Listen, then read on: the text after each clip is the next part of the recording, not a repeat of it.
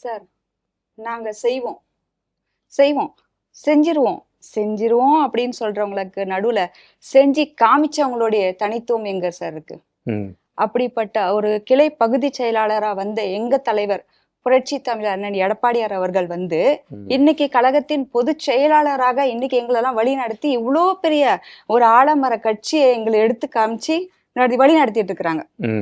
அப்படி இருக்கும்போது அதுவும் இல்லாம அம்மாவுடைய மறைவிற்கு பிறகு பாத்தீங்கன்னா 4.25 வருஷம் சார், என்ன குறை இருந்தது இந்த தமிழகத்தில்?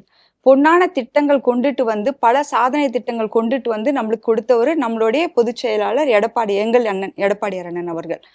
அப்போ அவங்க இன்னைக்கு இவங்க அந்த அவ்வளோ பெரிய சாதனை திட்டங்கள், சாதனை சார்ந்த திட்டங்கள்ல ஒண்ணு முக்கியமா குறிப்பிட விரும்புறேன். 7.5% இடஒதுக்கீடு அரசு பள்ளி மாணவர்களுக்கு. இது வந்து சார் சாதாரணமா ஒரு திட்டமா சொல்லி கடந்து போக வாய்ப்பே இல்லை சார். இது வரலாறுக்கான திட்டம். எப்படின்னா அரசு பள்ளி அப்படின்னாலே ஒரு கோணல்ல பார்த்த ஒரு நோக்கத்தை மாற்றி அமைத்தது சார்.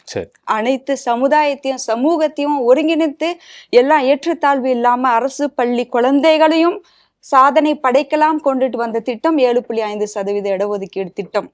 அப்படி ஒரு மாபெரும் பொன்னான திட்டங்கள், சாதனை திட்டங்கள் எல்லாம் கொண்டுட்டு வந்து வழி நடத்தி ஆட்சி அமைத்து 4.25 வருஷம் பொன்னான ஆட்சியை கொடுத்த எங்கள் கழகத்தின் பொதுச் செயலாளர் எடப்பாடியார் அண்ணன் அவர்களுக்கு தெரியாதா எதை நீக்கினா ஏமாற்றம், எதை எடுத்துக்கொண்டா ஏமாற்றம் இல்லை அப்படின்னு சொல்லிட்டு தொடர்ச்சியாக தேர்தலில் வந்து எடப்பாடி பழனிசாமி அவர்கள் பொதுச் செயலாளர் ஆன பிறகு ஒரு தேர்தலில் கூட வெற்றியே பெறலையே அப்படிங்கிற கேள்வியை வந்து 2 பேருமே வைக்கிறாங்க. டிடிவி தினகரன் வைக்கிறார், KS செங்கோட்டன் வைக்கிறார். உங்களை நம்பிதான் நாங்க அந்த பொறுப்பை கொடுத்துருக்கோம், ஆனால் நீங்கள் வந்து வெற்றி பெறவே இல்லையே அப்படின்னு கேட்கிறேன். இதுக்கு நடுவில் என்ன தேர்தல், எவ்வளவு தேர்தல் நம்ம சந்திச்சிருக்கோம் சார்? ஒரு MP எலெக்ஷன் தான் சார் சந்திச்சிருக்கோம்.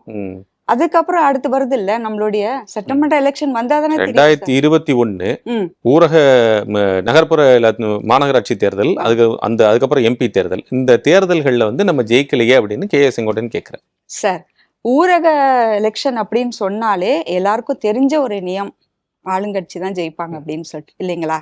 இது குழந்தை கூட தெரியும். MP எலெக்ஷன் நம்மளோட இது கிடையாது. அதுவும் இல்லாம எது தேவை அன்னைக்கு சூழ்நிலைக்கு இருந்தது, நம்ம வந்து இது எடுப்படல.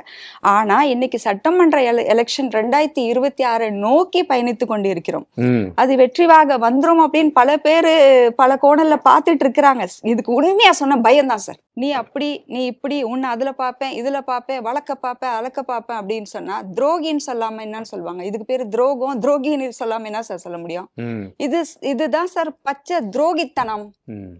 அப்போ உண்மையிலே அனைத்து இந்திய அண்ணா திராவிட முன்னேற்ற கழகம் அந்த கட்சியை உண்மையிலே லவ் பண்றவங்க, விரும்பி அதை செயல்படுத்தி அடுத்த தலைமுறைக்கு கொண்டுட்டு போகணும். அம்மா சொன்ன மாதிரி எனக்கு பின்னால் இன்னும் 100 ஆண்டு காலம் வந்தாலும் அனைத்து இந்திய அண்ணா திராவிட முன்னேற்ற கழகம் ஆளும் என்ற ஒரு வார்த்தை பொய்யாக கூடாது அப்படின்னு பயணிக்கக்கூடிய தலைவரா இருந்தா இப்படிலாம் செயல்பட மாட்டாங்க. இந்த மாதிரி துரோகி தன பட்டத்துக்கு எலிஜிபிள் ஆக மாட்டாங்க. அமிதா, நீங்க வந்து இப்போ இருக்கக்கூடிய காலையிலிருந்து நடந்திருக்கக்கூடிய நிகழ்வுகள் பார்த்துருங்க. எடப்பாடி பழனிசாமி தான் கட்சியினுடைய பொதுச் செயலாளர், அவர் தான் ஜெயிக்க வேண்டும். இப்போ நீங்க 3 பேரும் பேசினதுல வந்து 3 பேருமே அதிமுக ஜெயிக்க வேண்டும் அப்படிங்கிற நிலைப்பாட்டில் சொல்றீங்க. எங்க முரண் இருக்கிறதாக நீங்கள் நினைக்கிறீர்கள்? எங்கேயுமே இல்லை சார். பொதுச் செயலாளர் கரெக்டா போயிட்டு இருக்காங்க சார். வழியும் பாதையும் தெளிவா போயிட்டு இருக்கு. அதுதான் வெற்றி. அப்படி ஒரு ஆளுமை மிக்க தலைவர் தான் எங்கள் தலைவர் புரட்சி தமிழர் எடப்பாடியார். கரெக்டா போயிட்டு இருக்கு. இதுல மாற்றம் கிடையாது, வெற்றி தான்.